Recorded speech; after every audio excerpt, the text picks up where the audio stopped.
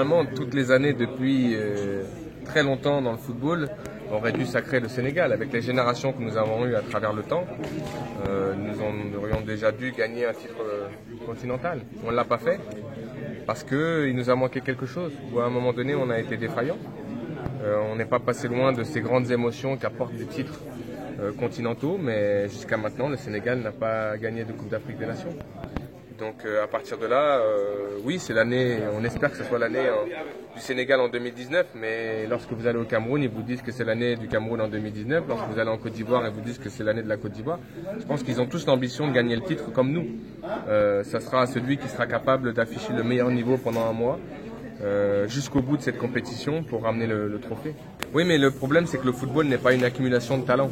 Là, dans votre question, vous isolez en fait individuellement les prestations de chaque joueur. Donc vous me dites oui, Sadio Mané est champion d'Europe, oui, Mbaye Ndiaye a marqué 30 buts, mais le football c'est un collectif. Le football ne s'est jamais gagné avec un seul individu, même s'il y a toujours un individu qui ressort dans une prestation, mais si vous regardez le passé récent, si on regarde même en Europe, le Portugal a gagné l'Euro sans Cristiano Ronaldo. Parce qu'il était blessé, alors que peut-être que Cristiano Ronaldo sur le terrain, le Portugal n'aurait pas gagné l'Euro. Ça fait partie du football, d'avoir un collectif fort. Ce collectif magnifie le talent. J'en parlais la dernière fois, par exemple, par rapport à des joueurs comme El Hadji Diouf, Kalidou Fadiga. Ce ne sont pas des joueurs qui ont décidé tout seuls de l'avenir du Sénégal. Ils ont été épaulés par des joueurs qui étaient peut-être moins talentueux, mais qui ont fait de ces joueurs-là les joueurs qu'ils ont été pour le Sénégal. Et pour Sadio Mané, ça sera la même chose. Pour Mbaye Ndiaye, ça sera la même chose. Pour Mbaye Niang, ça sera la même chose. Pour Ismaïla Sarr, s'ils ne sont pas épaulés et si le Sénégal ne dégage pas un collectif fort, il sera impossible pour cette équipe de remporter un trophée. Regardez-nous, à l'époque, on avait des individualités très très fortes, on avait un collectif très fort et pourtant nous n'avons pas remporté la CAN. Ça vous montre à quel point il faut beaucoup de choses pour remporter un titre, que ce soit une Coupe d'Afrique, un championnat d'Europe, une Coupe du Monde. Parce que le football est exigeant et parce que toutes les équipes ont la même ambition que vous. Et qu'est-ce qu'il faudra au Sénégal pour cette CAN-là? De créer un groupe fort, une unité forte, qui soit capable de vivre ensemble pendant un petit peu plus d'un mois avec la préparation, de faire face à de l'adversité, à des moments difficiles parce qu'ils vont rencontrer forcément dans cette CAN. Tout ne va pas être simple. Et surtout d'afficher le meilleur niveau possible. Si nous avons un grand Sadio Mané, un grand Ismaïla Sarr, un grand Idrissa Gueye, un grand gardien, un grand Kalidou Koulibaly, vous aurez forcément plus de chances de remporter cette CAN. Mais ce qu'il faut dire, c'est, j'en parlais ce matin, on est souvent en train de parler de Sadio, d'Ismaïla Sarr, de Mbaye Ndiaye, de Mbaye Niang, mais le football, c'est un rapport de force qui peut s'inverser très très vite. Et moi, je me rappelle très très bien qu'en 2002, nous avons gagné des matchs grâce à nos défenseurs et pas forcément grâce à nos attaquants. Lorsque vous prenez le match de l'équipe de France, les joueurs héroïques que vous ressortez sur ce match-là ne sont pas des joueurs offensifs. Vous ressortez le match héroïque de Aliou Cissé, de Pape Malick Diop, de Lamine Diatta, de Ferdinand Coly, d'Omar Daf, de Tony Silva.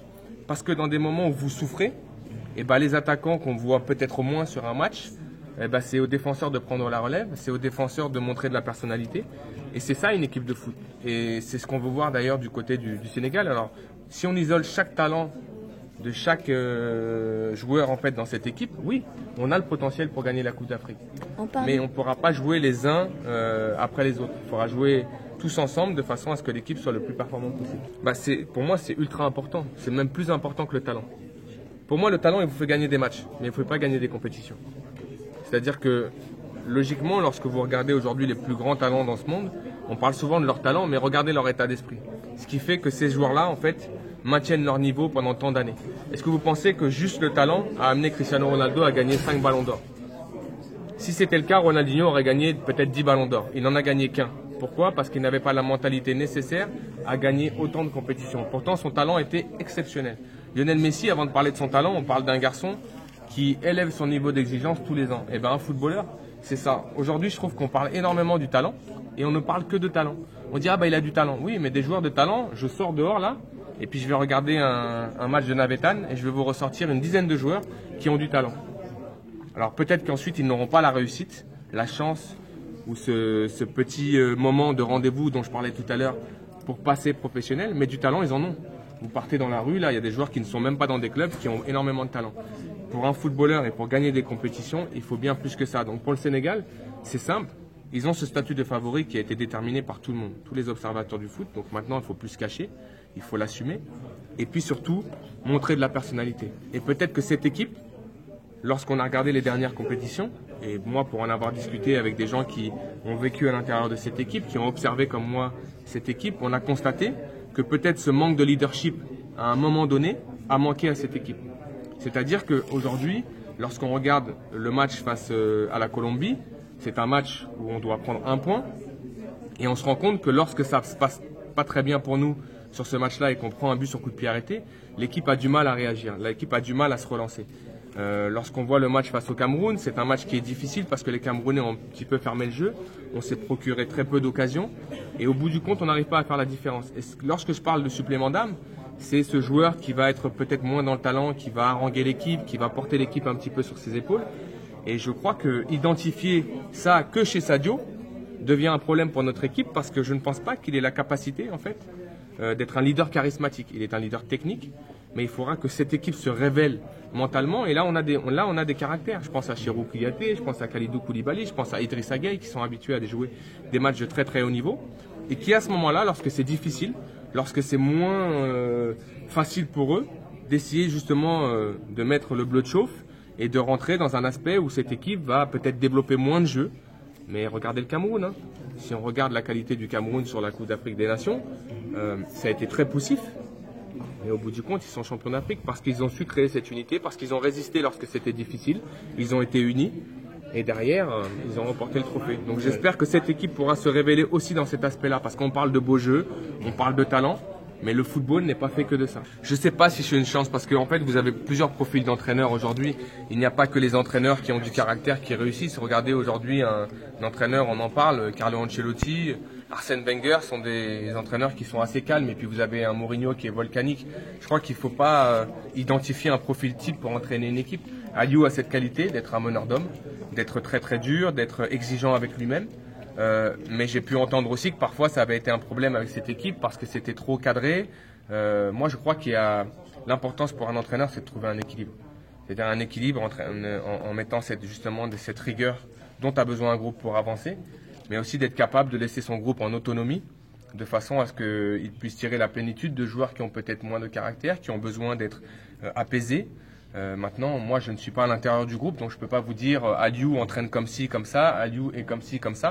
Moi je connais l'homme qu'il est, j'ai beaucoup de confiance en l'homme qu'il est. Je m'interdis, et je l'ai dit depuis le début, et c'est pas de la langue de bois, de le critiquer parce qu'il a été dans ma génération, parce que c'est quelqu'un que j'apprécie. Et encore une fois, si vous me demandez d'analyser le jeu du Sénégal, je vous donne mon analyse, mais critiquer l'homme qu'il est, je ne le veux pas parce que je pars du principe que on juge un bilan lorsqu'on rend les clés. C'est-à-dire le jour où Aliou Cissé rendra les clés de l'équipe nationale, là, à ce moment-là, tous les gens qui analysent, qui parlent sur Aliou Cissé pourront dire, voilà, ton bilan sur les 4 dernières années ou sur les 5 dernières années, c'est quart de finale de Coupe d'Afrique, éliminé au premier tour de la Coupe du Monde, et maintenant, on peut donner une analyse. Mais je trouve qu'aujourd'hui, comment vont se retrouver les gens qui ont critiqué et qui ont tapé sur Aliou Cissé s'ils remportent la CAN? Ça veut dire qu'il n'y aura pas du tout de ligne directrice dans leur discours. On a le droit de ne pas aimer le jeu d'Aliou Cissé. On a le droit de ne pas aimer comment l'équipe nationale joue. Et encore une fois, je n'ai pas la même sensibilité qu'Aliou en termes de football. Si j'étais entraîneur de cette équipe nationale, peut-être que je jouerais différemment, peut-être que j'aurais des choix différents. Mais il n'y a aucune certitude que ça m'amènera à gagner des matchs comme il le fait actuellement. Donc moi, je pars du principe qu'il fait du très bon travail. Encore une fois, il y a eu des échecs, mais il faut se servir de ces échecs pour progresser. Et les échecs en football sont beaucoup plus présents et beaucoup plus récurrents que les victoires. Si vous regardez toutes les équipes aujourd'hui dans le monde, elles perdent plus qu'elles gagnent.